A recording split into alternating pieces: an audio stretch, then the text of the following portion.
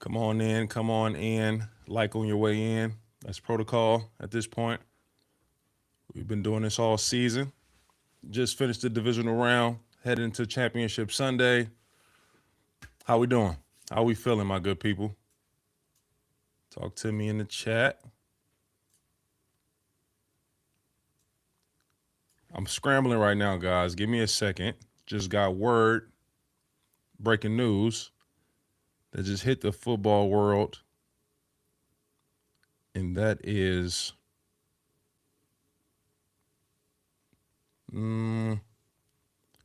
see, everybody don't have the news yet, but I'm getting word that the Dolphins are looking to hire Halfley as their next head coach. The Dolphins are expected to hire Packers defensive coordinator Jeff Halfley as the new head coach. But I'm checking online right now, and I don't see it from everybody. Ian Rappaport hasn't reported it yet, and he's a very trusted source. I like that guy.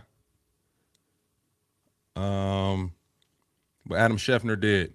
He said that Dolphins are signing former Packers defensive coordinator Jeff Halfley to a 5-year contract to become the next head coach. This is not how I anticipated the show to start this evening, but that is big breaking news.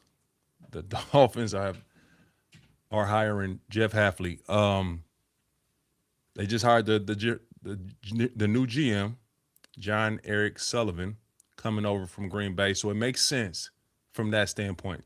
Being familiar with this guy, being around him for years now, they've had a nice amount of success in Green Bay. And John Eric Sullivan's first hire is Jeff Halfley, defensive coordinator for the Green Bay Packers. This is interesting, very interesting. And the timing of it is interesting as well because Sean McDermott was just let go this morning, who his track record is fire, in my opinion. He doesn't have a Super Bowl appearance, doesn't have a Super Bowl win, of course, but consistently being one of those top teams in the tournament, AFC Championship games, multiple. Only thing that's kept him out until this weekend was Patrick Mahomes and one loss against Joe Burrow in the playoffs. And the Bills move on from him. And I think, in my opinion, that's a huge mistake. I think that is a huge mistake for the Buffalo Bills to move on from McDermott. I think he is one of the best coaches in the NFL, has been that for several years. And they came up short yet again, but he didn't turn the ball over. He didn't have busted coverages and he didn't play a part in those spaces. So very interesting to see the Buffalo Bills move on from McDermott. Very interesting for the Dolphins to make this hire today. But that's breaking news. Dolphins just hired their head coach, former Packers defensive coordinator Jeff Halfley is up next. So yeah, I'll have to do some research, man. Dig into this guy's background, his resume, what he's been able to generate thus far in his NFL career. But no, this is crazy. This is crazy. Did not anticipate starting the show off with this. But yeah, we are here. Okay. All right, listen. What's up, everybody? Welcome to the set. I'm your dog, T.Stead. I'll be joined tonight by the All-Pro, 8-time Pro Bowler, Cam Jordan. He is future first ballot Hall of Famer. He just wrapped up year 15 in the NFL with 10 and a half sacks. Still very active. Still a problem on the edge. He's been very active in media as well. You've seen him on ESPN this week, Get Up, a bunch of shows. He has his own podcast as well, Off the Edge, through NFL Network.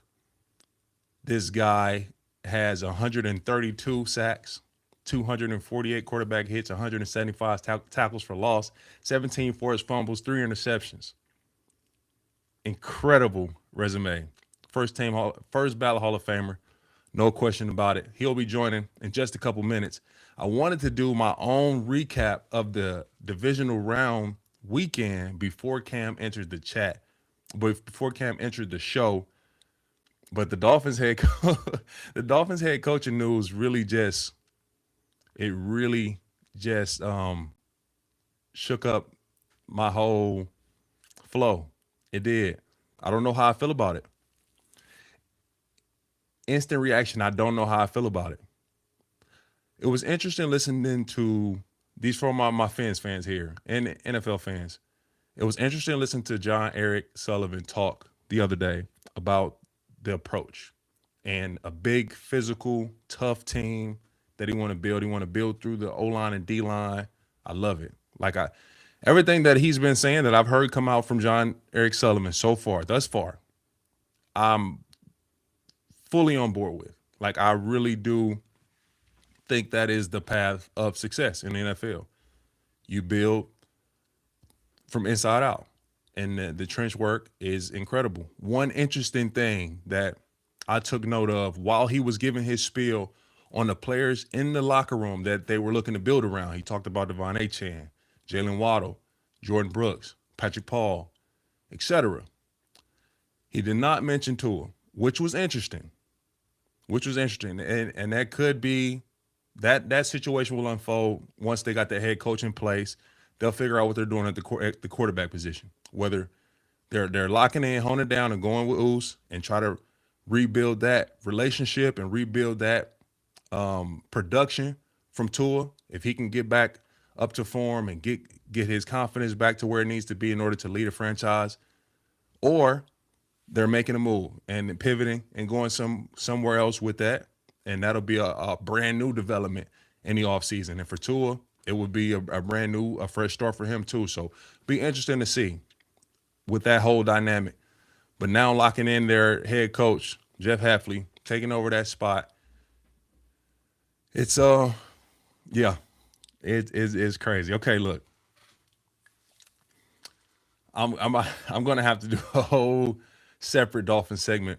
For now, we got to get to these playoff games because this is what's happening. We're at the Final Four. We got the Denver Broncos versus the New England Patriots for the AFC Championship. We got the Seattle Seahawks versus the LA Rams for the NFC Championship. That is most important right now. I am joined by none other, and I already read off his stats, so I'm not reading that shit again because it's a lot. Okay? I'm joined by none other than Mr. Levels himself, Cam J. What's up, my brother? Well, hell, baby. I'm just super excited to be back on the set. You know what I'm saying? Especially in this day and age. Right now, offensive linemen have a vendetta against me. I just want to appreciate all my defensive players. Be a great supporting teammate. I'm giving you this platform. You're my teammate. I'm providing you this platform, Cam J, so you can fully elaborate and not elaborate in a sense of doubling down, which you went on Get Up and you doubled down. Because you know I will. And I hated it. But if we could, hold on just a second, my good brother. If we could find common ground to where you really understand that these big men up front are professional athletes, bro. No question about it. Like, yes, they are. Professional athletes. Absolutely. That's their paid title. Athletes. Yeah. If you play any sport, you're a professional athlete. Now, my definition of athlete though is like, dang, that boy's an athlete. Like, ATH beside his name. Like, man, what sport can't he play? Like, dang, like, hey, he cold. He cold at football. He probably can be a hell of a basketball player. Yeah, I see you're limited in your perception of what an athlete could be. And I just taken that and broaden my horizons. I say, like, if I think he's athletic, Michael Phelps, like, dang, you just know he could have been a tight end. Man, he could probably cover ground playing tennis. Like, you could see some transitional effects of other sports in there, right? And then just occupational hazard. I don't like your position. Your position gets in my way. I've called you speedballs before. I've called you, whatever it is. And this is not something that I'm like, oh, one off and not in your face about. You've heard me for your entire career. I've been very consistent about who I am. I get that offensive linemen have a job to do, and I respect that job. I started off there. But you know what you don't do? When you're an explosive athlete, you don't want to be put into a, like, again, so I think I made a statement about like, hey, if you're a bigger kid, where do you start off at? You start off at where? Offensive line. And when you're a failed, basketball player, or, oh man, he couldn't, he didn't really quite work out as a baseball player, where did they put you? Offensive line. These are not. In fact, de facto, if you're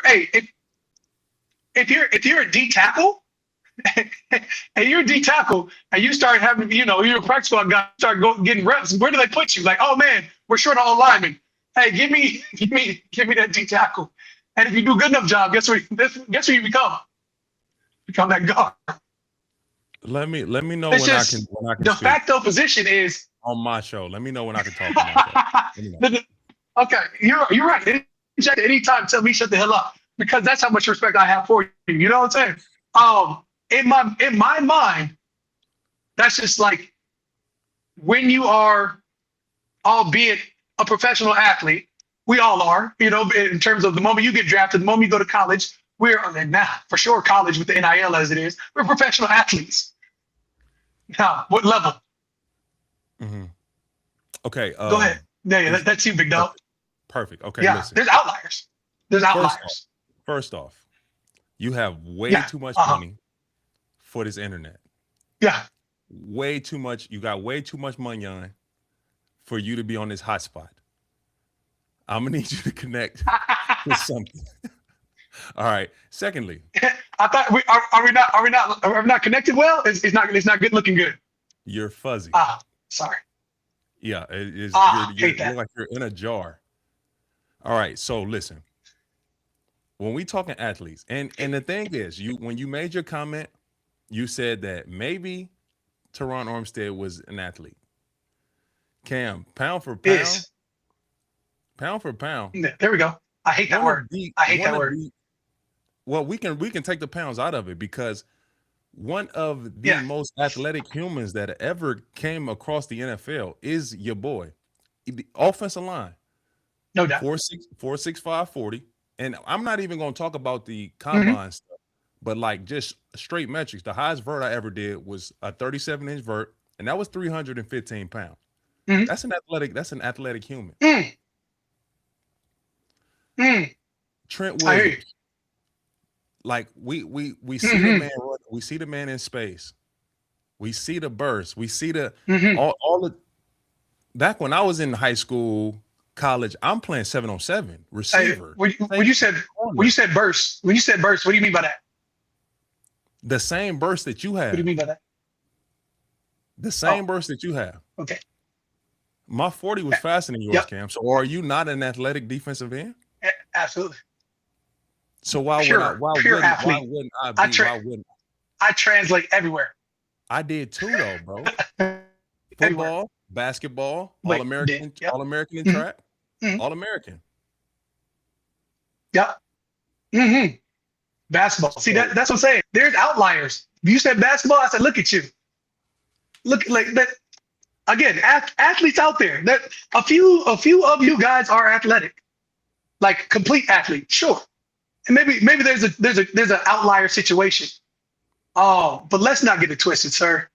There's you've seen guys that I point to out on the football field, and out of grace, I'm going to let it slide. You've seen guys that said, "This is who you drafted?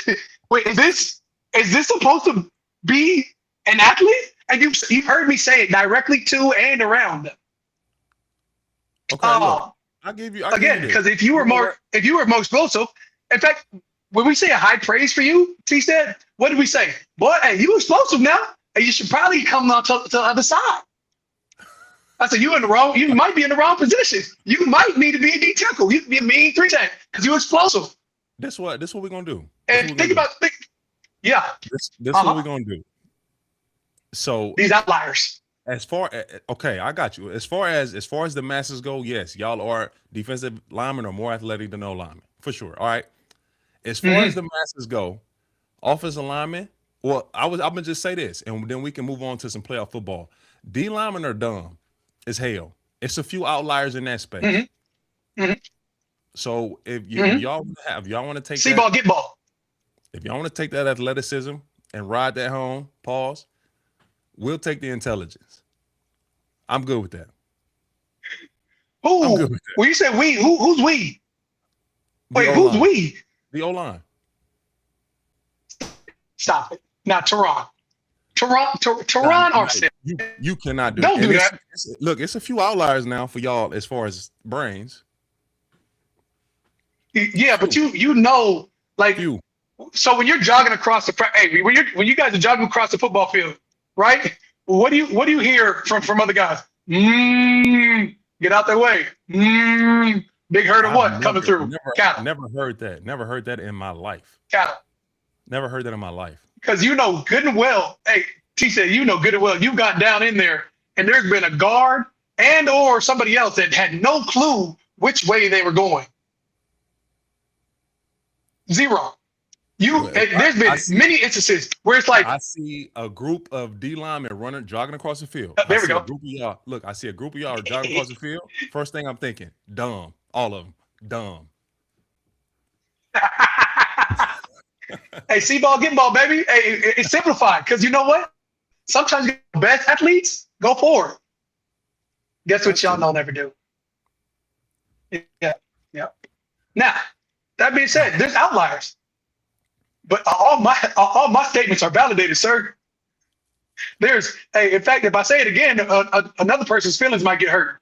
It's been about a whole lineman a day, but you're coming out their way. All right, so divisional weekend just wrapped up.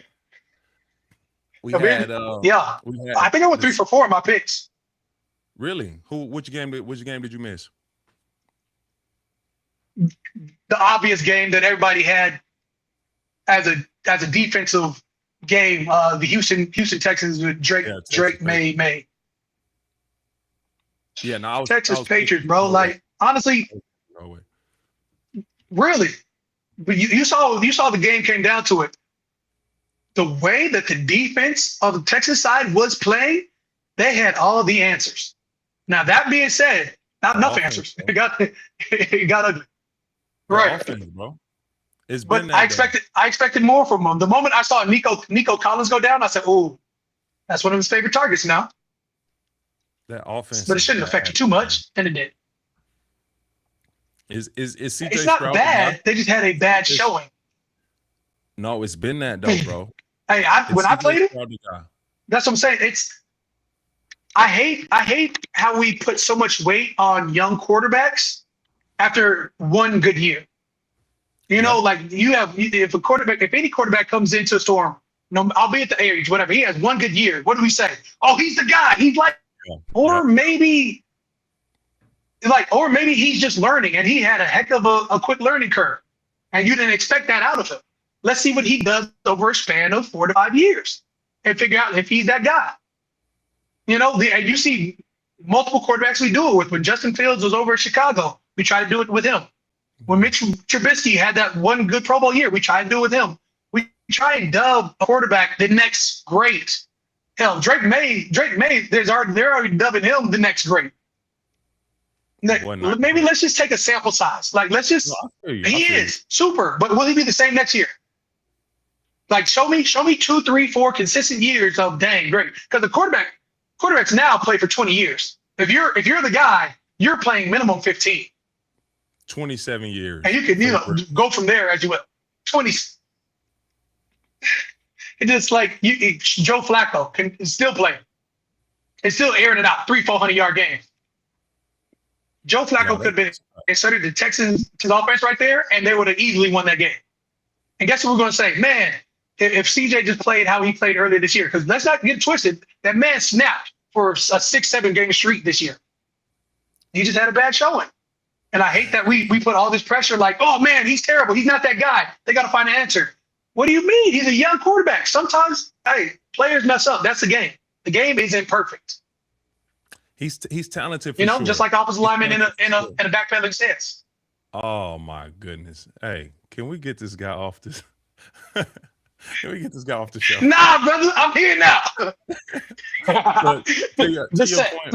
point, for CJ Stroud, he is talented for sure, and I do think his rookie year brought on a lot of expectation.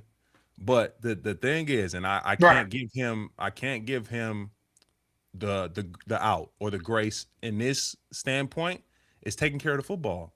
Like I'm cool if you're not executing certain throws, if you're not being able to make these spectacular plays, but if you have 5 turnovers, 10 turnovers, 2 games like that is inexcusable. I don't care how old you are. You know what I mean? So that portion of the game right there is the part that concerns me the most. Is because you got to take care of that football. You got the ball every play. You got to take care of that football. So that's the one Got to issue that take I care of have. it. Right. Yeah, for sure. All Absolutely. right, Cam, let me Oh, get your championship weekend, your championship Sunday prediction. So we got the Denver Broncos without Bo Nix. He's out for the season with a fractured yeah. ankle that he finished the game on. Dude is Don't crazy. love it for him. Jared Stidham taking over. Steady, steady season. So we got the Broncos versus the New England Patriots, Mile High City in Denver. Who you got? Man, the only thing that's going to help this game is that it's in Mile High. And that defense is federal. I had Texans defense as number one. I had Seattle defense number two. I had Denver's defense number three in totality. I see that. And I can see honestly, that. you could switch out. You could fight. You could fight. Yeah, you could fight either way, right? About 2 and 3. I can see that. I mean, I see them being led defensively to even have a chance at this game. They got to have a game like they did last game. Malcolm Roach had a sack and a half. Zach Yeah, Taylor had like 7, 8 pressures. yeah, You had Cooper with a sack, and you had Nick Bonito with the sack. It's going to take all that because now you playing with a guy who hasn't been that guy in a while. You're calling a guy like, okay, Stidham, sure. I don't even know. I don't know much about him, so I can't even talk about him. I'd have to go watch film on him. yeah, yeah. No, for Have sure. have zero knowledge to what his game looks like. Yeah, Right. So you don't know what you're getting. So and you're going against Drake May, who just put a hell of a show out there. Hey, top 2 quarterbacks in the playoffs right now, Drake May, and then you got Matt Stafford. yeah, Like that's 1 and 2, and probably I'd take Matt over at 1, and then Drake at 2. But that's what I'm saying. The top tier quarterbacks, and you're going in against that. I don't love it for Denver, but luckily, again, now they're going up to Mile High. Who you got, You Cam? can't breathe out here. Who you got? Who you got? And score prediction. I'm gonna say, yeah, I'm out there because I don't love that game for my pick. I like that game. I still think the Patriots do it. Okay. I think Patriots do it. If I look at it, had they had Bo Nix, it'd be swinging the other way. At this point, you gotta have a little bit more. So maybe the city kid comes in and shocks the world. It'd be shocking to me. And then beyond that, then you got the NFC Championship game, who I assume is going to be the Super Bowl winners. The winner of the NFC, bar too many injuries or whatever. That's the champion. Who you got in that one? This boy Sam Darnold has proved. Yeah, Sam Darnold's proved that maybe he is that guy. He's changed his complete narrative of. And then we look at Matt Stafford, and we look at Puka Nacua. And the game, Chicago game, actually brought some doubt in people's minds. Like, oh, snaps, maybe they are defeatable. But at the end of the day, they didn't get defeated. So think about what they can do on offense, what they can do on defense. You got Puna, you got Big Puna Ford, you got Kobe Turner, you got Jared Verse, you got Byron Young. And if you look at it, who's the other, they got the other D tackle too. Hold on, I'm slipping out his name. But you have a formidable defense out there. Braden Fish. Just like dogs across the board. Right. If Landman returns to form the way he was able to punch balls out earlier this year, that happens, they're going to be in a great place. On the other side, you've got Seattle with Leonard, DeMarcus Lawrence. You got the other edge. Yeah, I don't know. I'm leaning towards Matt Stafford just because at this point he's been to a Super Bowl. He knows what Super Bowl talent takes. Because if you look at the wide receivers, you got Devontae, you got Puka, Seattle side, you got JSN, you got like the tight ends are about equal. I'm leaning towards the Rams if I were to have it. Okay, I need a score for both though. What AFC Championship score, NFC Championship score? AFC might get uglier. What? I'm gonna say. So I can't count Sean out. I can't count their defense out because the defense is nasty. But yeah, you saw what happened to Houston with the nasty defense. You still need a little bit. you got to show me some life. Now, I definitely think a far better plan on how to limit the quarterback's right. It's going to be a very one read or maybe even get to your second read, but it's not going to be this elongated situation. So I foresee a lot of short, choppy routes. Keep it within mind. I'm thinking 27. Let's call it 27-17. Okay. Patriots. NFC. And I might be super wrong about that because I just don't know enough about Stidham. And then NFC is gonna be a shootout. Somewhere in there, I'm gonna say 34-31. 35. You got the Rams? Rams. I got Rams. 30, okay. 30, 35, 31. 35-31. Stuck there. Okay. Yeah. All right. If you spot on, we're going to the casino. Yeah. I'm a watch. As an active player, I'm a watch from afar. Yeah. I mean, who you got? I got the Broncos, bro. I got the Broncos in the AFC. How? Sean Payton, being in his meeting rooms and preparing for 9 years. We had moments without Drew. Teddy Bridgewater went 5-0. Jameis Winston was 5-2. Luke McCown was like 2-0. Taysom Hill was like 7-1. He finds a Absolutely. way. You know what I mean? Elite coach, Hall of Fame coach. I think they have a plan. I think they'll come up with a plan.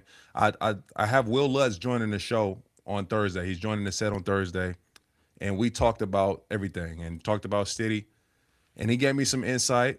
You guys be sure. Listen, all the viewers for the set. You be sure to tune in Thursday. The Broncos clutch kicker Will Lutz. He joins the set. Talked about everything, the plan moving forward, and how they plan to get this job done. But giving some insight on Steady, they feel very confident in him, and that's 80% of it. Like if you really got belief in the guy behind you, and the guy next to you, you can go get it done. But if you don't, like if it's truly doubt, like man, why is he's back there? You know what I mean? Then you got no shot. They don't have that doubt. Like they really believe Steady can get the job done. We've seen it before. We've seen Nick Foles come in and get into place and go win a Super Bowl. So we've seen it before.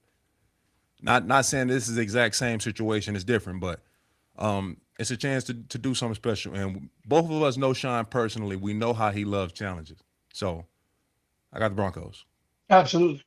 Again, we have to limit some of the things that Stidham was going to be exposed to. And at the same time, can you? Yeah. Over there, like on the Patriots side, you got some dogs out there.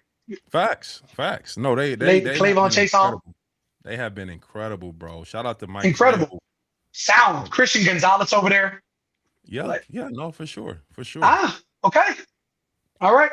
Yeah, that's what I'm saying. I think it's could be ugly, and at the same time, I could be overly wrong because I just don't know this Stidham kid. Your biggest factor right now would be the quarterback.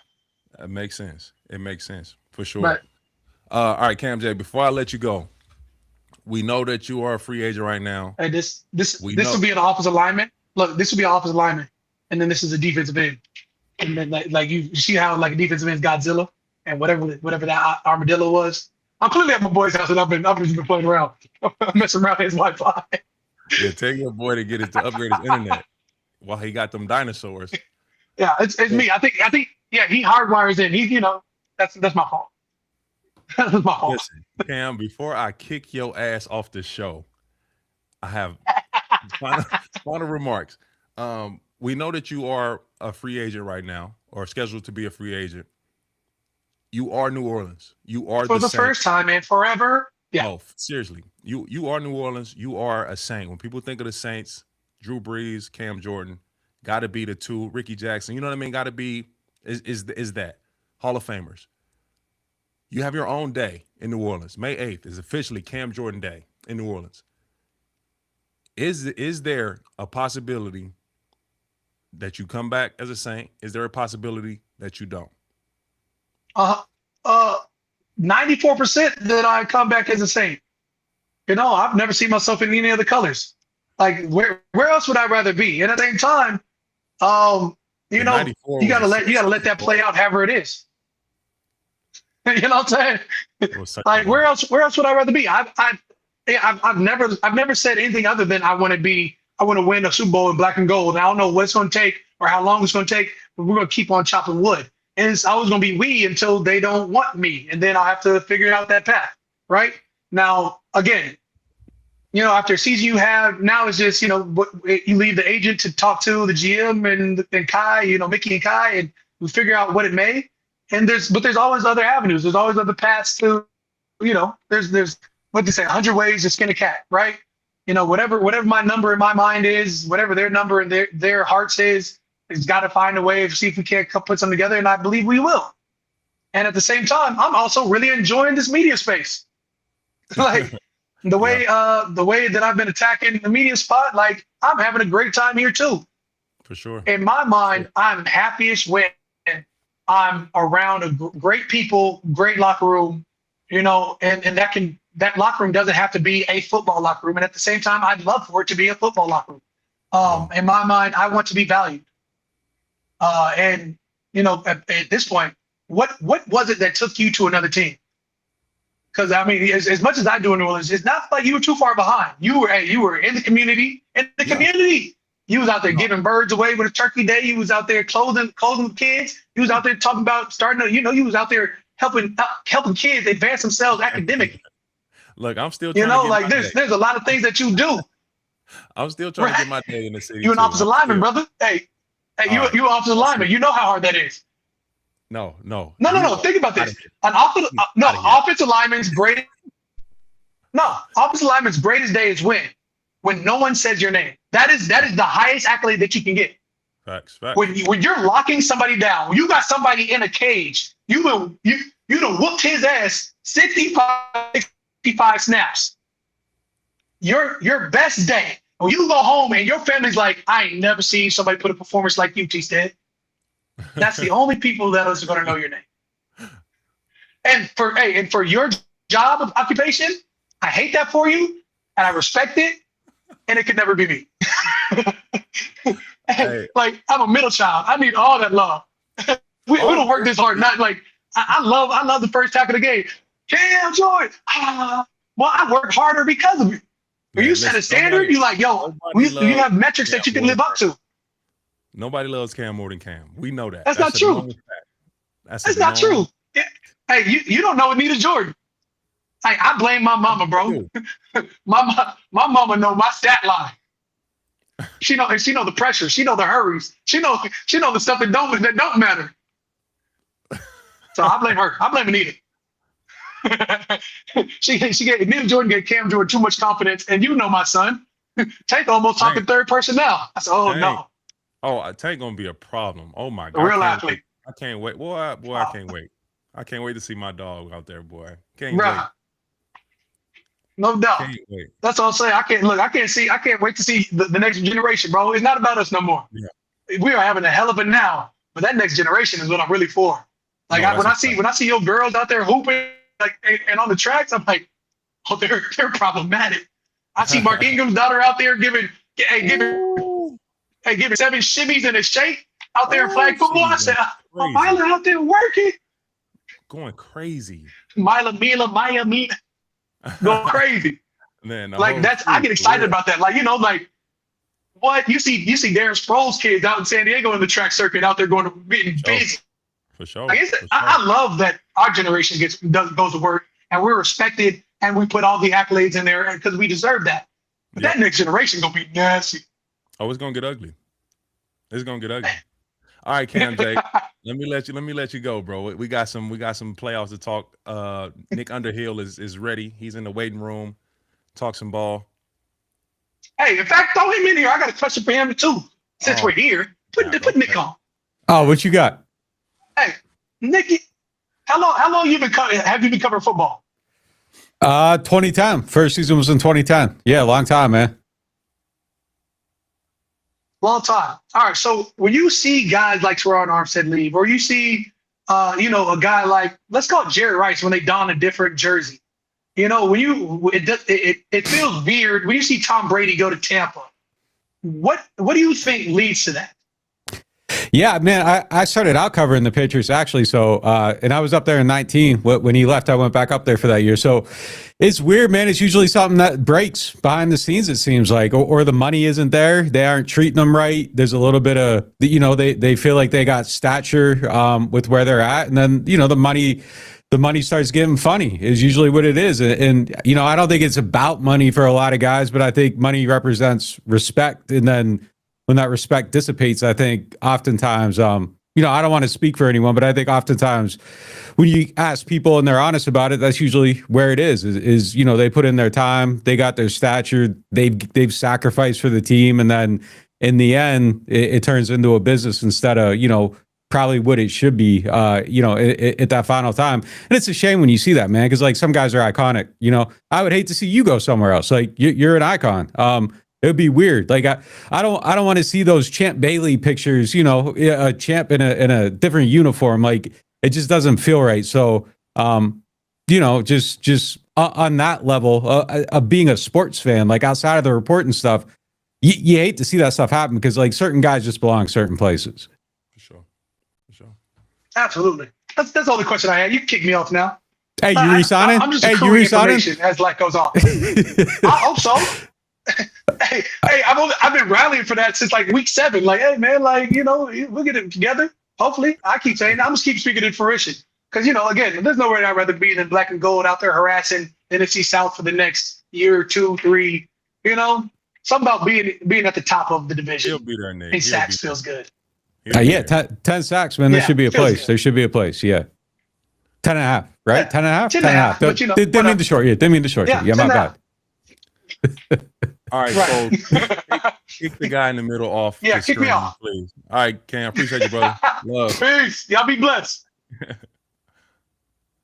Cam ain't ever gonna need a co-host if he ever, he's got the podcast. Like he could talk for an hour. He could talk for an hour. I've never felt like a co-host on my show. On my own show, I've never felt like a co-host until today. That's how it is, man. That's how it is. Yeah. Kim's gonna Cam. Yeah, no, I won't call him again. It'll be a minute. The next time me and Cam do a show, it'll be in person. Yeah. All right. So I can he can feel my energy when I'm looking at him like, yo, it's my turn to go. Yeah. That's my dog, man. Love that dude to death. All right, Nick, what's going on, bro? How you doing? Yeah, I think you guys are tripping about the Broncos. I don't see Jarrett Stidham winning that game, but outside of that, I'm good. I was a little surprised by that take. I was up there in 19 when they drafted him, so maybe my opinion. I haven't seen the Sean Payton effect on him. Man, I was up there in 19. I was up there in 19. Ago. I seen the camp. I don't know, man. I'm a little bit worried about it, but that defense is incredibly legit. And I just, I kind of really feel bad for Sean, man. He might be the most cursed person in football all time. Like it just bad things happen to him, man. I understand why you go there, Nick. And you seen Stidham in 19. We're in 2026. Yeah, no, it's been a while. I haven't seen Stidham.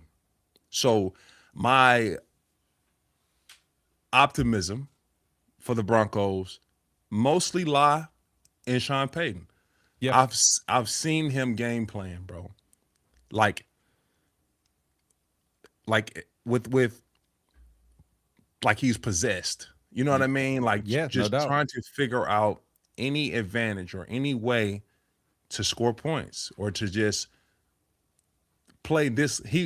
I guarantee you Wednesday, when they have that team meeting Wednesday in Denver, Sean Payton will start the meeting off with the way that we win this game. Like, this is how he's going to talk. This is how we win this game. It can be, we have to have 40 rushing attempts. In order to do that, I mean, you got to get a lot of first downs in the run game. We have to, every punt needs to be inside the 20. Like, he's that detailed. Every field goal, we're gonna need 350+ yard field goals, Will Lutz. Like, he's that detailed. This is how we win this game. And then we need 2 turnovers. If we put this recipe together, we'll win the game. Like, he breaks it down to that point so that you know this is the plan as a team collectively. I don't know what Stidham's going to do. No idea. I know that the Broncos will have a plan to win this game Sunday. That doesn't guarantee them a Super Bowl win, but they're going to have a plan for this one. Can they execute it? We'll see. Take us behind the scenes of 19. Drew goes down, breaks the thumb. Teddy goes in. You guys won 5 in a row. I mean, obviously, like having a guy like Mike Thomas there is kind of the biggest helper in the world to For sure. to a quarterback. You know, they got some guys out there though, but what's Sean do in that situation to make sure that like doubt can never even creep in? Like, because that feels like when it happens right away, that feels like probably you got to do triage on that kind of right away to make sure that like people feel confident in what's going on. So like, what's Sean doing right now to keep that team like completely focused, completely locked in, and not allowing doubt to come into the scene? Is nothing more energizing to Sean Payton than a challenge, than adversity. He feeds on it. He uses it as an opportunity. Like, honestly, even him announcing Bo Nix's ankle in the post-game press conference, he didn't have to do that. You got until Wednesday for the first injury report. He didn't have to do that. But it's like, yeah, I mean, Bo's out, Stiddy's ready. He'll be ready. He'll be prepared. Like, he embraces the challenge. So in 2019, Drew breaks his thumb. He goes out. And Sean just talked about the next game, bro. I don't even know who he had to play first. But I know all 5 wins from Teddy Bridgewater were different. We had 2 where we scored 27, 24. The other 3 were defensive battles. Yeah. A lot of heavy run game. I think we won 13-10 and 10-7. Like, really, you know what I mean? It was they were just different, but we went 5-0 and we got the GOAT back. So he just the thing that I can say about Sean is that these guys will be prepared. Now the execution is different. New England is playing great, they're playing confident, they're healthy. They're executing at a high level. They're making plays. Diggs is a home run free agent signing. The D-line is playing out of their mind, which in my opinion was their weakness, pass rush. But they are playing extremely well. I think the Broncos O-line will neutralize that pass rush a lot, which will help Stiddy. Like, if there's an O-line that he can be behind that'll help him Sunday, is this one. They'll neutralize that Patriots pass rush pretty well, in my opinion. Because there's not a guy over there that's just really, there's not a Miles over there. You know what I mean? Like, these guys will be able to hold up and you'll have some time. The thing that scared me is the Patriots offense. Not necessarily the defense. I think Sean will be able to generate 17 points, 20 points. I think the offense will be able to score 17, 20 points. But the defense going against the Patriots, that's what scared me, because these guys are they're doing it, man. Drake May is the real thing, bro. He's up next. Yeah, he is, man. He is, bro. So that's where I am on this game. Yeah, I like their corners. That's about it on their defense. I've always been a Carlton Davis fan. I always felt like he played Mike tough, like back when he was with Tampa. Probably been underrated forever. Really good signing, too. Another guy. They made all the right moves last offseason, bringing in Diggs, bringing in Carlton Davis, some guys on the D-line. Like, you can go out and spend a ton of money and get all the wrong guys, and it feels like they didn't make any mistakes. So they built that team right. Yeah, I agree, though. I mean, I felt like they were kind of vulnerable the whole entire year, but like Drake May is different. And just kind of seeing how that game played out last week, like I feel like he's kind of in that Josh Allen mold too, of like you're doing a comp and kind of how they played. I'll lead it on that one. I was Mr. Buffalo's going to beat him. Buffalo's going to win the AFC. Man, like obviously a couple calls were weird, but you can't turn the ball over 4 times. And I think it's a little inconsistent in how people talk about the league because Stroud turns it over 4 times, and he's a war criminal. Josh Allen turns it over 4 times, and he's a victim. I think he has to play better in that game, man. I think he has to play better. We need to sit there. We need to sit in that space for a second. I'm not going to keep you there long, but that is a real thing. That is a real thing. And don't get me wrong, Josh Allen has earned the right for some grace in certain areas. He's the MVP. He's led the team, all this, all that. But you go out and turn the ball over 4 times in the divisional round playoff, you deserve to lose. Yes. Plain and simple. No victim, no bad call, whatever. You were a part of the loss. Like, plain and simple. CJ Stroud's situation is different because he just did that same thing the week before. Yeah. And I'm not talking about his quarterback play. Like, he's talented. He can make the throws. He can move in the pocket. He can run. But if you're not taking care of the ball, you will lose. Like, plain and simple. And he has that's my biggest issue with him. It's just that. Taking care of the ball. And it's bad. It's really bad. Yeah, I mean, like, obviously he played way better than Stroud. Like, it's not a clean comparison, but just in that you turned it over 4 times, man. That play before halftime was one of the dumbest things I ever seen. Like, fumbling the ball there is crazy. You probably just got your head coach fired. You know what I mean? Like, by making that decision, and you should feel bad about that. Like, he's part of that. He's part of that whole thing. Like, that was insane. That's why they lost the game. And again, I think some of the stuff down the stretch. Yeah, obviously some stuff went their way, but if you aren't playing like that, it doesn't end up in that area. Just be consistent in how you're talking about everything, people out there. Like, it's just not, that's 4 turnovers is crazy in a playoff game. You usually don't win under that circumstance. And if you're, one of the greatest of all time, which is what people say, you don't do that and you win those games, and he hasn't. So I think he's got a lot to prove, man. He's 90%, but I think there's a 5-10% of like, there's a little bit of sloppiness with the ball, and I'm not trying to make too much of one game, but there's just a little bit every time. One game, though. It's not. Yeah, it's not. And as great as Josh Allen is, and I think he's a great quarterback. I think he's elite. My reservation there is when I say the masses, media, and a lot of fans quickly puts him in the category with Patrick Mahomes. You can't do that, bro. He's not. Yes. Patrick Mahomes is in his own. Out of everybody that's left in all 32 teams, Patrick Mahomes is in his own category. Leave him alone. Leave him alone. Joe Burrow is not there yet. Lamar Jackson's not there yet. Even no matter how great these guys are in their own right, this man has proven to get it done time and time again. Like, that's what matters most at the end of the day. Mahomes hasn't gotten anybody's coach fired. Lamar's coach got fired. Josh's coach got fired. They're different. Let's talk. Like, we spend a lot of time on AFC. Let's talk NFC. This matchup is very interesting to me. Before the playoffs started, that I noted, I've said it out loud, been very vocal about this. The only team that can beat the Seattle Seahawks in the NFC is the LA Rams. Mm-hmm. They're built to match up against that team. And I'm not saying that nobody else could beat the Rams, because the Rams could lose, but they made it. They made it back to this matchup. They are the one team that can beat the Seattle Seahawks. They are perfectly built to play this team. The offense is built to handle that dominant Seattle defense. How do you see this one playing out?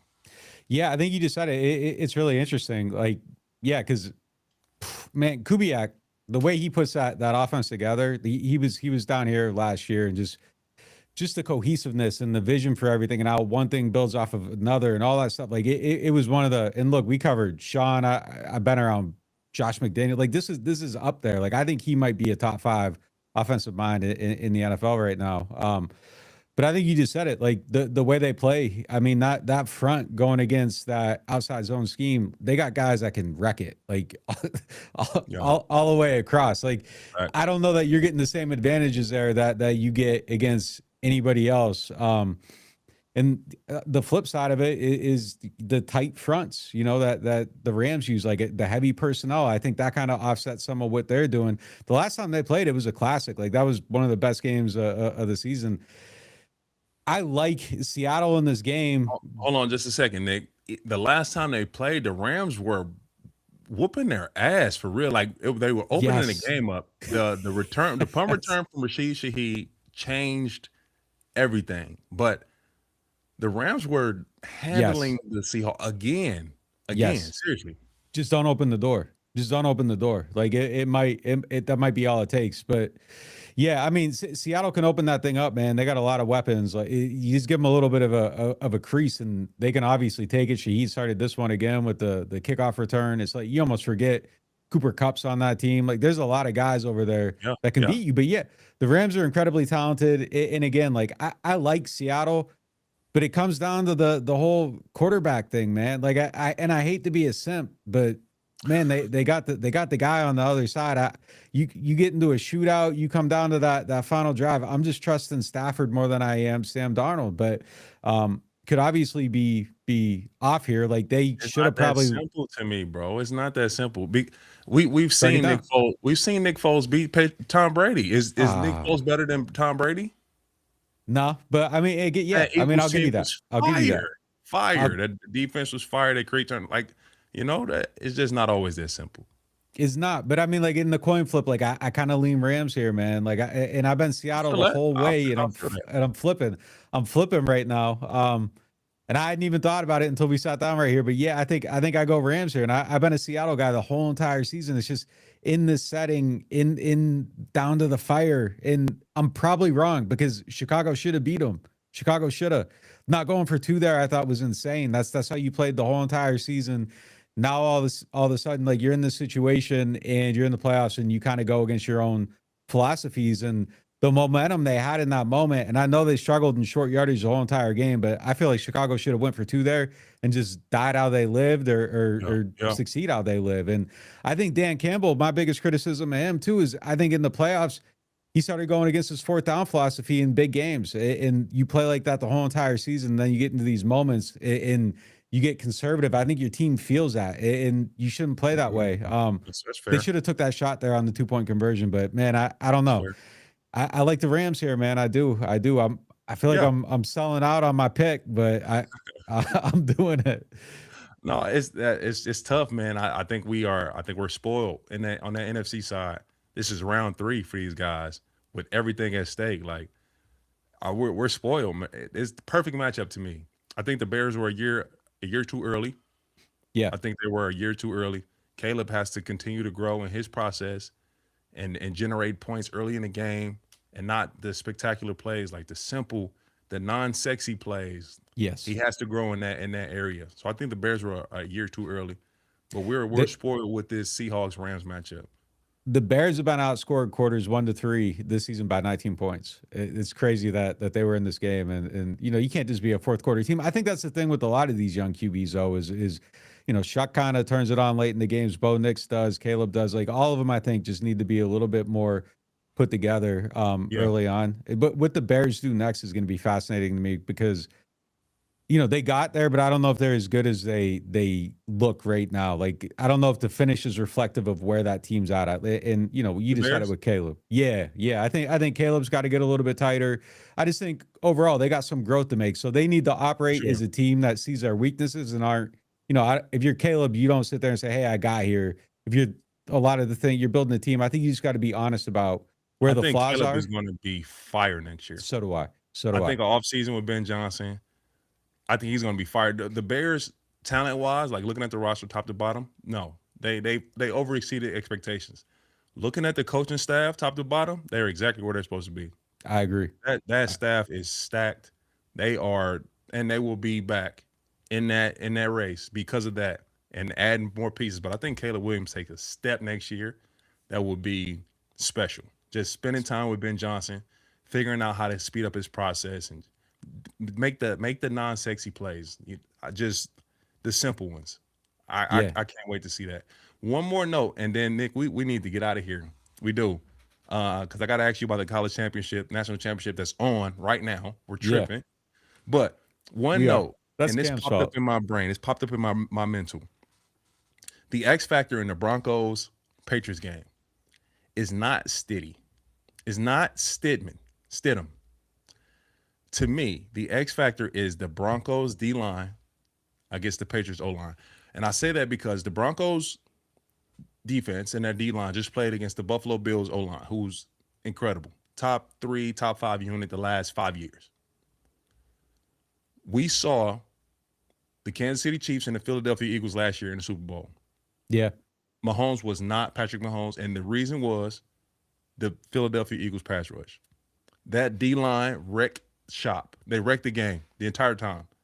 We never got a chance to even see Patrick Mahomes be Patrick in his heroics and in pursuit of another championship. Didn't get a chance to see it. The Broncos have that ability up front. They have that. Can they execute that? That's the X factor to me.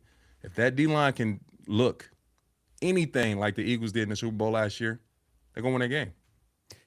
You think the Broncos just kind of get into that penny look and just kind of sit on it? Like, is that kind of the key to stopping the outside zone?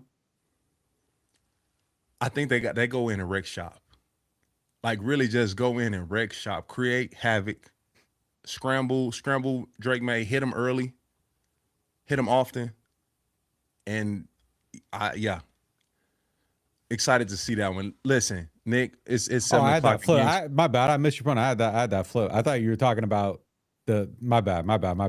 You were still on Seattle and Rams? Yeah, I misheard you. Yeah, my bad. No, I'm talking Broncos D-line against Patriots O-line or just Patriots offense.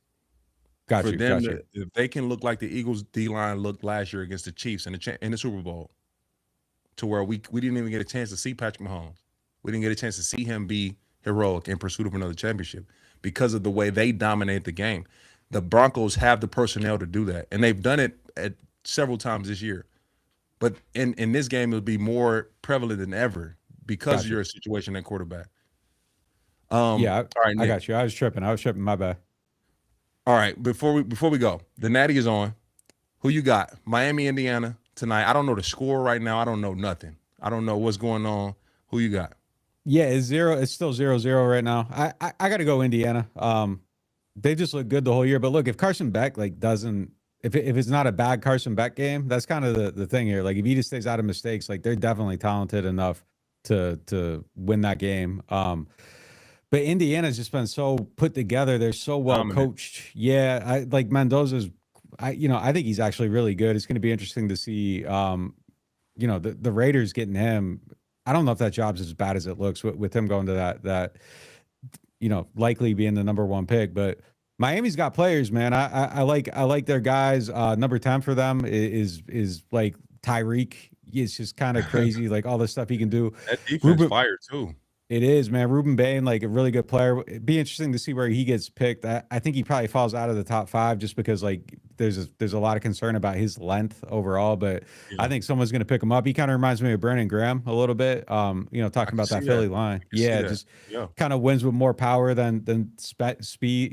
He's not a bendy guy, but he's just going to go right through you. I really like him a lot. I got to go Indiana though, man. They found the moments every single time. They make mistakes. They don't get down. The way they came back against Oregon, throw a pick, come back. You hit a back shoulder to Surratt. Penn State, your back's against the wall. Find a way to get the drive at the end of the game. Like they're kind of battle tested in those moments. And if it comes down to that, I like them in this game. Yeah, you got to. I understand. You got to. I don't have to. I don't. I'm not a college football guy really, but I am. I'm rocking with Miami. I'm doing it. I'm rocking with Miami. I was down there for, living down there for years, being a part of that culture, being a part of that city, that community. I'm rocking with Miami. Let's get it done. Repping the U. Yes, sir. Nick, Underhill, I appreciate you joining the set, man. Thank you. Yeah, take it easy, man. All right, bro. Appreciate you. All right, my good people. I have to get you guys out of here. I'm being selfish, taking your time, and you guys are crazy enough to still be in here. The chat has been super active. Hope you enjoyed the conversations with Cam Jordan and his terrible Wi-Fi, and then Nick Underhill and all his football knowledge and experience. This was fire. We are anticipating Championship Sunday. I got the Broncos advancing. The NFC, I'm not even going to call it. I'm sorry. Seattle has been dominant. They are the favorite. I've said time and time again, the only team that can beat the Seattle Seahawks in the NFC is the Rams. And we get that matchup again. And as a football fan, I want to sit back and enjoy it. I don't want to make a prediction. I don't want to sway and be rooting for one side or the other. It's gonna be great. I have Will Lutz joining the set on Thursday, the kicker for the Broncos, who made the game-winning kick against the Buffalo Bills to advance to the AFC Championship. Also, I'm doing a double header, a double decker on the set this week. I have right guard Kevin Dotson for the LA Rams. He will also be joining the set this week. We're going to put out a special episode in anticipation of the NFC Championship between the Seattle Seahawks and the LA Rams. So please stay on the lookout. I'm giving you current and very insightful content leading up to Championship Sunday. I got a Broncos player, got an LA Rams player, two other guys from the Final Four teams be here. Shout out to all my subscribers. We're over 18,000 now. It is crazy. Doing a giveaway at 20,000 subscribers because we are moving rapidly. You guys continue to show love. Shout out to my members and all you guys that are making that quick set grow at a rapid rate. I appreciate you all. Love you all. Get to this national championship game. Shout out to the U. Let's get it done. It's T.Stead. I'm out.